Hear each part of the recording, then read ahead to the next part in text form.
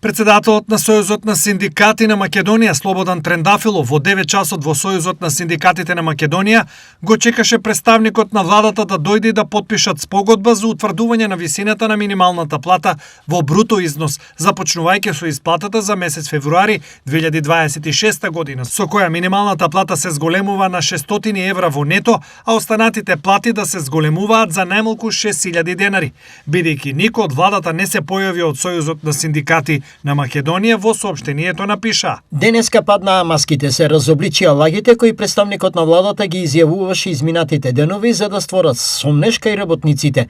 Денеска не дојде како што го поканивме. Денеска тие имаа други приоритети, а се потврди дека не им е приоритет зголемувањето на работничките плати, ниту зголемувањето на минималната плата, ниту зголемување на останатите плати, истакна председателот Трендафилов. Од друга страна, остро реагираа од владата напоменувајќи дека Трендафилов создава лажна слика за социјалниот диалог. Не знаеме кого Трендафилов чекал, сместувајќи се во празна сала, но едно е кристално јасно. Социјалниот диалог за нас е сериозна и одговорна државна политика, а не средство за политички театар и парадерство пред камери.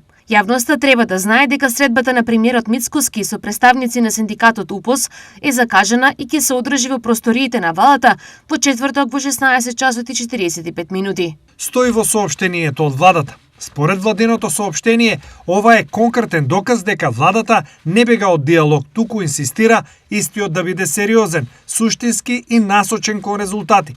Социјалниот диалог се води таму каде што му е местото, во институциите, со јасен план и реална намера за изнаоѓање решенија.